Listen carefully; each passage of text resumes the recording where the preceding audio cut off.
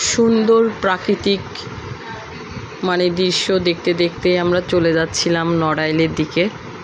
অনেক সুন্দর, কিছু কিছু সময় যেন মনে হচ্ছিল যে আমরা পাহাড়ের পাশ থেকে যাচ্ছি, আসলে কিন্তু না, এটা আসলে সম্পূর্ণ প্রাকৃতিক।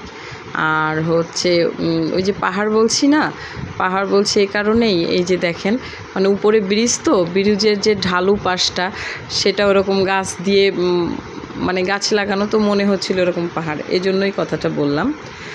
আসসালামু আলাইকুম, welcome to my new blog. তো হঠাৎ করেই গতকালকে আমাদের সন্ধ্যার সময় প্ল্যান হইল যে আমরা ঘুরতে যাব কোথায়, চিত্রা রিসোর্ট। তো আমরা অনলাইন থেকে তাদের নাম্বার কালেক্ট করে, চিত্রা রিসোর্টের নাম্বার কালেক্ট করে তো সব রুম বুকিং দিলাম, সব কিছু বুকিং টুকিং দিয়ে তো আমাদের প্ল্যান যে কালকে সকালে উঠেই আমরা চলে যাব চিত্রা রিসোর্ট।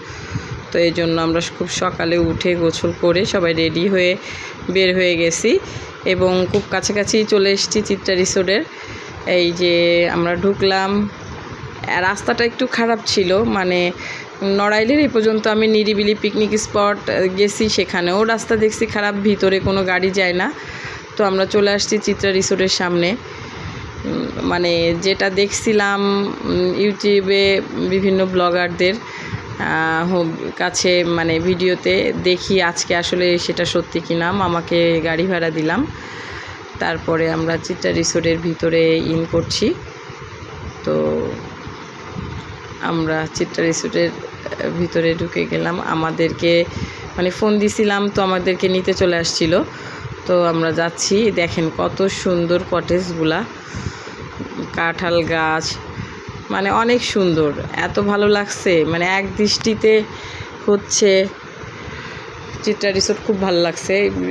কিছুক্ষণ পর পর এরকম হেঁটে যাওয়ার রাস্তাগুলো মনে হয় যেন পাথর বসায় বসায় রাখছে, এরকম দেখেন হাঁটছি। আর সামনে যে আমরা যে কটেজে ছিলাম বলতে আমরা রেস্ট নেওয়ার জন্য, তো এই জন্য আমরা ওখানে কিছুক্ষণ দাঁড়িয়েছিলাম। পাশে নদী এক সাইডে, আর এক সাইডে কটেজ, অনেক সুন্দর লাগছিল, ভালো লাগছিল। তো আমাদেরকে বললো আপনারা কিছুক্ষণ ওয়েট করেন, আমরা রুমটা একটু গুছাই দিই, আগে যারা ছিল তারা বের হয়ে গেছে, এজন্য আমরা কিছুক্ষণ ওয়েট করছিলাম।